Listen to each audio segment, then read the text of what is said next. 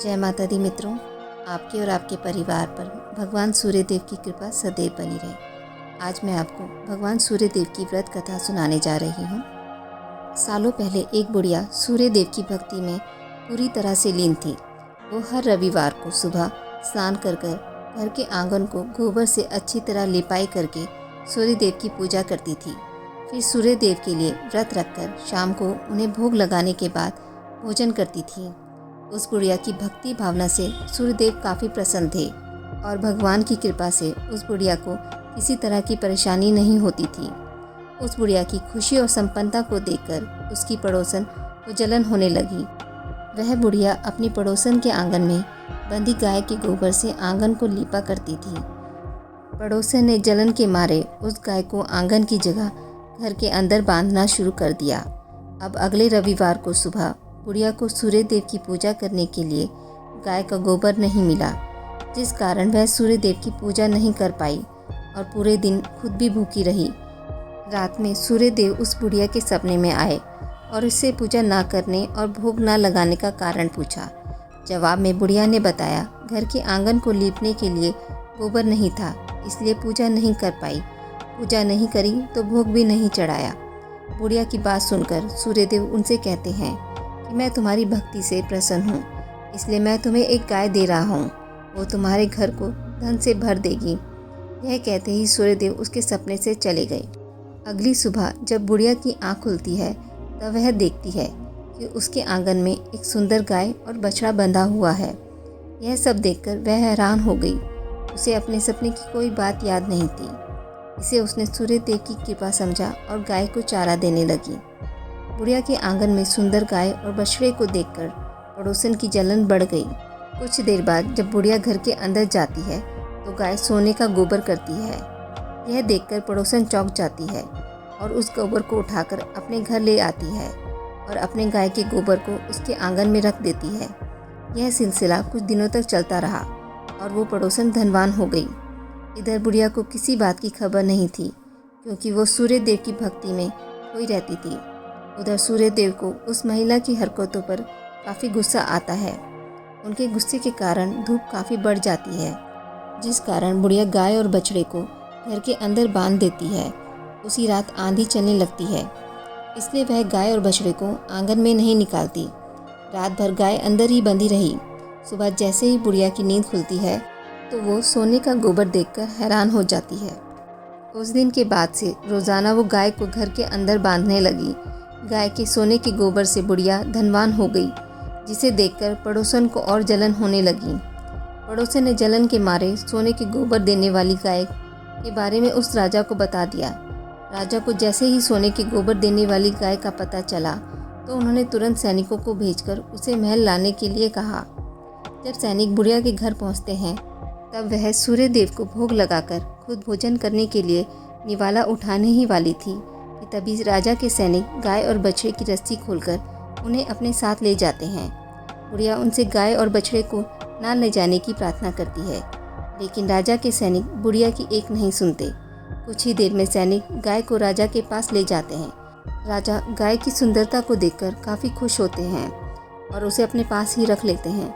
गाय व बछड़े के जाने के गम में बुढ़िया बिना खाए पिए पूरे दिन सूर्यदेव से गाय और बछड़े को लौटाने की प्रार्थना करती है। इधर दूसरे दिन सुबह राजा सोने का गोबर देखकर हैरान हो जाता है। उधर बुढ़िया भूखी प्यासी सूर्यदेव की प्रार्थना में लगी रहती है। बुढ़िया की तकलीफ देखकर सूर्यदेव अगली रात राजा के सपने में आकर कहते हैं कि अगर तुमने इस गाय और उसके बछड़े को नहीं लौटाया तो तुम्हारे राज्य पर संकट आ जाएगा, तुम्हारी धन संपत्ति सब नष्ट हो जाएगी। सूर्यदेव की बातें सुनकर राजा की नींद टूट जाती है। दूसरे दिन सुबह वो बुढ़िया को गाय और बछड़ा लौटा देते हैं, साथ ही उसे कुछ धन भी देते हैं और उसकी पड़ोसन को सज़ा देते हैं। सूर्यदेव की इस चमत्कारी गाय और बुढ़िया पर उनकी कृपा देखकर राजा पूरे नगर के लोगों को हर रविवार सूर्यदेव की पूजा करके व्रत रखने के लिए कहते हैं। तभी से ही रविवार के व्रत का चलन शुरू हुआ और राजा के पूरे राज्य में खुशियाँ ही खुशियाँ छा गई। सूर्यदेव स्तुति। जय कश्यप नंदन, ओम जय अदिति नंदन, त्रिभुवन तिमिर निकंदन, भक्त हृदय चंदन।